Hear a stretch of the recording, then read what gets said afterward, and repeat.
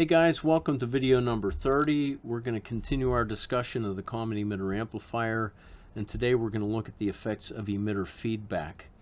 Alright, so over here on the left side I've got the AC equivalent model for a common emitter amplifier, and I've added an external resistor to the emitter side R'(E), and in general I'm going to add primes to all of the resistor values in the AC equivalent circuit just to differentiate them from the DC equivalent values. Now also remember R'(C) is approximately equal to RC in parallel with RL, and if for some reason RC and RL are very large, up in comparable size to little RO, we would use this equation to calculate R'(C). Now, when we add the external emitter resistance to the AC model, it affects the input resistance and voltage gain equations as seen over here. All we do is add the extra emitter resistance term to little re, and you can see it's just an easy modification to the input resistance and gain equations. And remember, if you want a little bit more accurate estimate of what little re is, you can multiply V sub t by eta, the emission coefficient, which is usually about 1.5 for the average transistor. Alright, now I've talked about output resistance, but we haven't seen how to figure out what that is for this circuit, so now let's take a look at that. And what we're going to do is use this dependent source model for the transistor. And if we put ourselves in the place of the load resistor and look back into the amplifier, what we're going to see is the collector resistor and little RO. And when we get back to the collector here, we see this dependent source which has infinite internal resistance, so that's where we stop. And R sub O, the output resistance, is RC in parallel with little RO. Now remember, because little RO is usually real big compared to RC, we can just approximate the output resistance as R sub C. Alright, and I've also added the input resistance equation here because it's really easy to see where it comes from in this model. If we put ourselves in place of this input source and look at the circuit, we see R'(B), and then looking into the base, we see little re plus R'(E) multiplied by beta, and looking up this way we see an infinite resistance, so everything over here is isolated, and here's what we've got for our input resistance. Alright, now let's put all of this stuff together and do a practical example problem. So what we've got here is a common emitter amplifier, and we've biased up the transistor using voltage divider biasing. We like voltage divider biasing because it gives us a really stable Q point that's beta independent, pretty stable with respect to temperature, and you can stick just about any transistor in here that you find laying around and the circuit's going to come up right on the money. Alright, so to do the analysis we start by finding the Q point, and to do that we first determine DC equivalent by opening all coupling capacitors and turning this AC source down to 0. And here's the model we get. Now the transistor, we're assuming the usual parameters, beta is 100, it's silicon, and so on. And the first thing we're going to do here is find VTH. Alright, the Thevenin voltage for this circuit is equal to VCC times R2 over R1 plus R2. Alright, so pulling up the calculator, let's see, R2 is 2.7K divided by 14.7K times 15 volts. We get VTH is about 2.8 volts. Alright, so let's write that here, 2.8 volts. RTH is R1 in parallel with R2. So that gives us 12K plus 2.7 K ohms equals, and take the reciprocal, that's about 2.2 K ohms.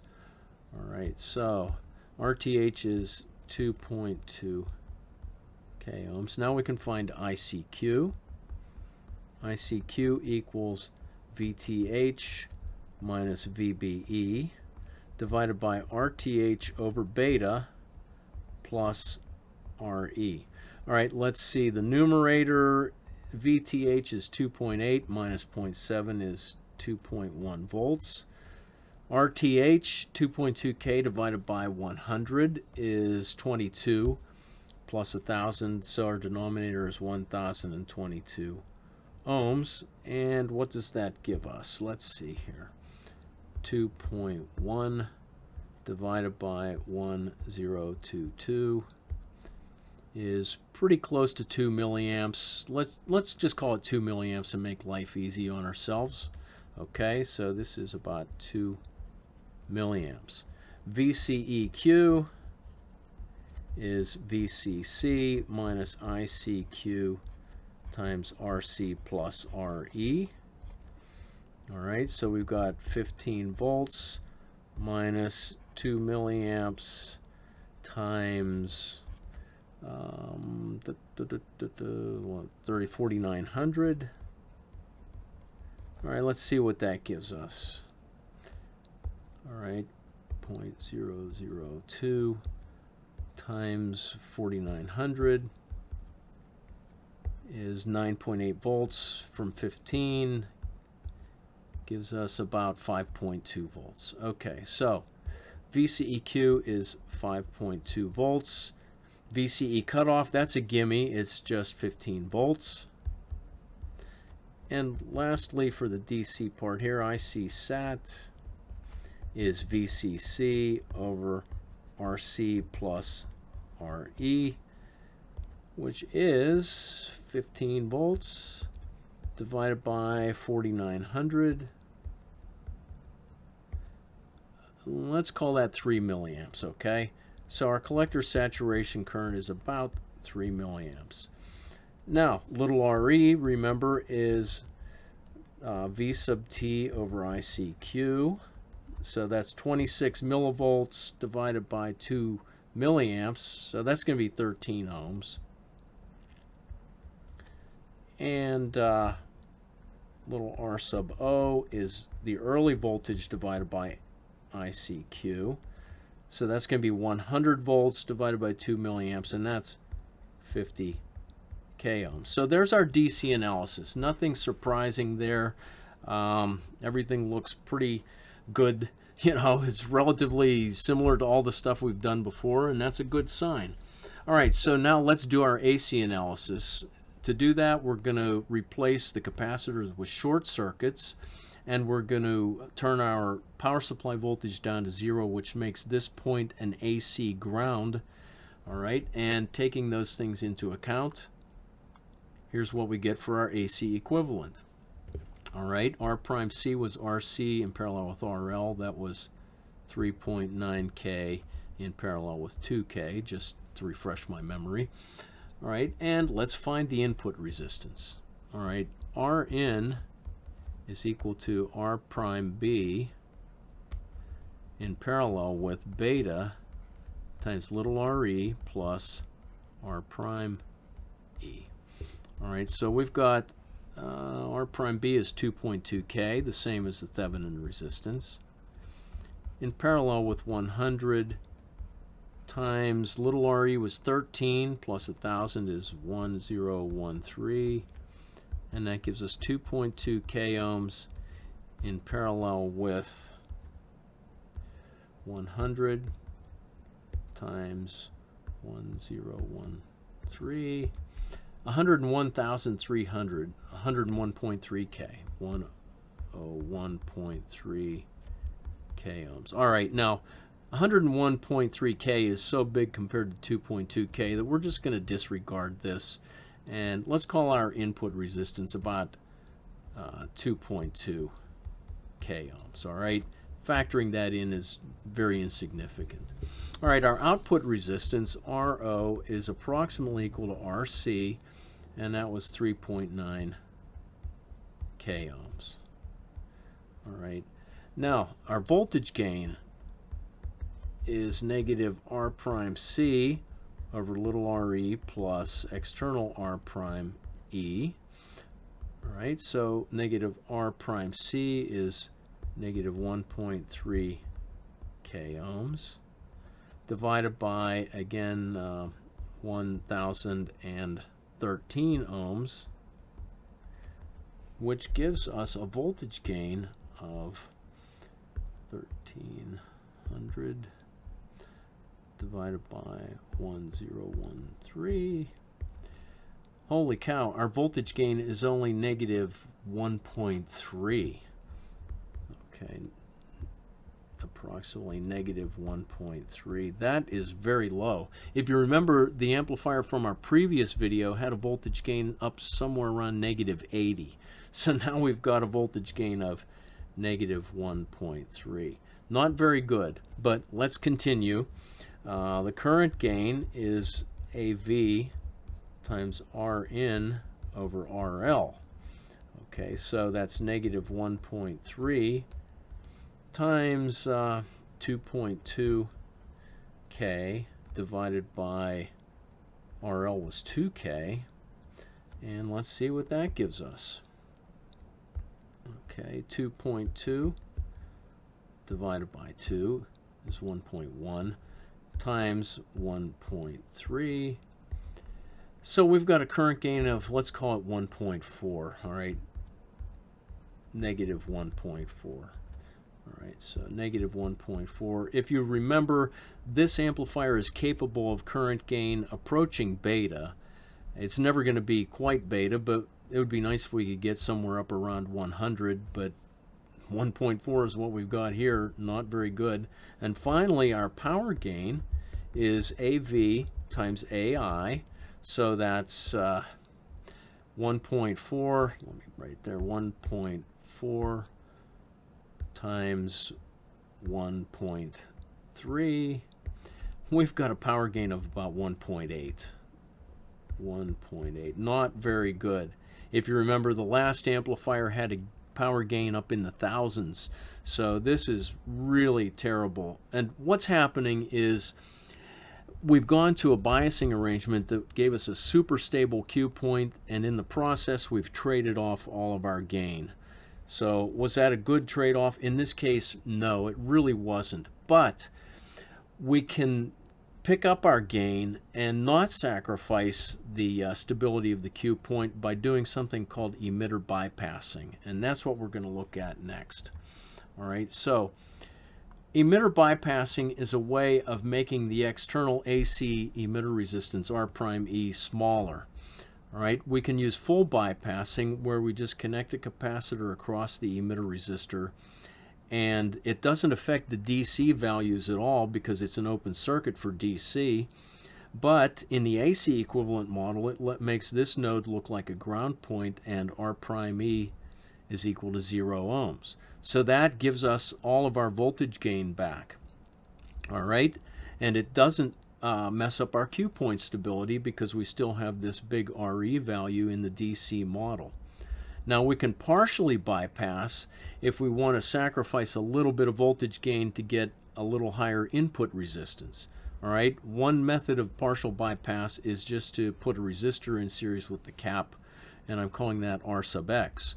Now our effective AC resistance is RE in parallel with RX, and it still doesn't change the DC emitter resistance from RE. The second option is to split RE into two parts, RE1 and RE2, and bypass the second one to ground, so that for the DC equivalent, the emitter resistance is the sum of these two.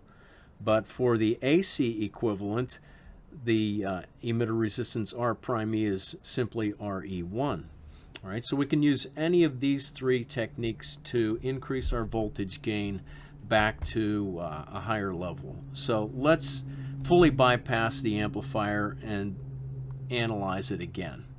All right, so we've added a bypass cap across the emitter resistor. So now our AC equivalent circuit has R'(E) of 0 ohms. It didn't change anything in the DC equivalent, so I just carry those numbers forward. All right, let's determine the input resistance now. Rin for this circuit is simply R'(B) in parallel with beta times little re.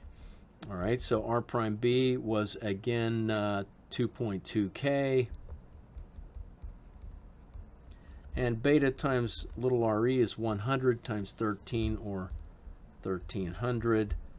All right, so let's see what we've got now. 2200 plus 1300 x equals, all right, our input resistance is now about 817 ohms. All right, it's dropped a little bit from the previous example where it was approximately 2.2K. So now it's dropped down to 817 ohms. We like the input resistance to be high, but let's just go from here and see what happens. The output resistance is still RC, which is 3.9 K ohms, so this doesn't affect the output resistance. Our voltage gain now is negative R prime C over little re, because the external re is 0. So we've got now, what was R prime C? Let me double check what that was. Oh, there is 1300.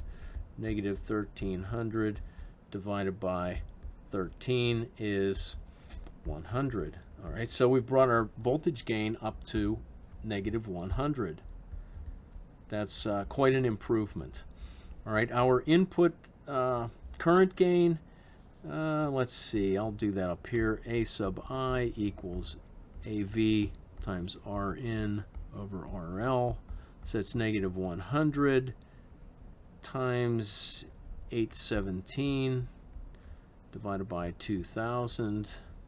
And what do we get? Let's see, 817 divided by 2000, 0.4 times 100, and that's, let's call it negative 41. Okay, so our current gain is now negative 41. Not too bad. And finally, our power gain, A sub P equals AV times AI. And what do we get now? Let's see. Well, it's going to be negative 41 times 100, which is negative 4100, or positive 4100. Okay, so we've got a power gain of 4100. That's good. We've gone from a power gain of less than 2 to a power gain over 4000. So fully bypassing the emitter really brought our gain back up, and we didn't have to sacrifice Q point stability. So that's really good. The only thing is our input resistance is not very high. We'd like that to be as high as possible for reasons I'll talk about later. So let's do an example of partial bypassing here as one final problem. All right, again, partial bypassing in this case does not change any of our DC values, so I just carry them through. And now let's find our effective R prime E. All right, R prime E is equal to RE in parallel with RX. All right, so we've got 1000 plus 27, which is about 26 ohms. Okay, we really didn't even need to account for that, but since we did, I'll put it in there. It's about 26 ohms.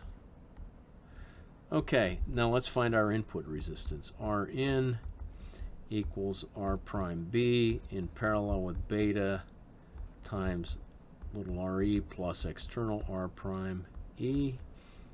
So our R prime B was 2.2K, I believe. Let me double check that. Yeah, 2.2K. Sorry about that. Little delay there. 2.2K in parallel with 100 times 13 plus 26 is 39 ohms. And let's see what we've got here. 3900. Oops, 3900 in parallel with 2200. All right, about 1.4 k ohms. 1.4 k ohms. So our input resistance has gone up a bit. We're now at 1.4 k ohms. Our output resistance is still RC, which is 3.9 k ohms. Our voltage gain is now negative R prime C over little re plus external R prime E. So that's going to be, what was our R prime C? Where is that? 1300 ohms, okay. So 1300 ohms divided by 39 ohms. Let's see what we've got here. 1300 divided by 39. All right, our voltage gain is now about negative 33. All right, so not as high as it was before, but still pretty decent, negative 33. Our current gain is equal to AV times Rin over RL. So negative 33 times 1400 divided by 2000. And what do we have?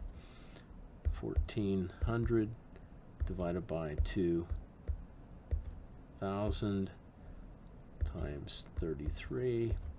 All right, and our current gain is now about 23. All right, negative 23 actually. And finally, our power gain again is AV times AI. So we've got negative 33 times negative 23. 23 times 33, about 759. Okay, 759. All right, so that's not bad. It's not 4,000, but it's still pretty good. All right, so these are the values we get when we partially bypass with this 27 ohm resistor. Still decent gain numbers. And what we've done in this case is reduced our voltage gain and gotten a little bit higher input resistance. It's now 1.4K. All right, so there are a lot of trade-offs when we're doing these kinds of designs, but hopefully it's making sense to you. And I know this was a long video, quite a slog, and a little bit longer than I like to make them, but hang in there. I think if you can follow through all of this stuff, you're really going to know your transistor theory when this is all done. All right, now finally, I want to leave one for you guys to work on, okay? So here we've got voltage divider biasing with partial emitter bypass where I've split the emitter resistor. The usual transistor parameters, and I want you guys to find all of these values plus determine the output voltage given Vin is 25 millivolts sinusoidal with a frequency of 1 kilohertz.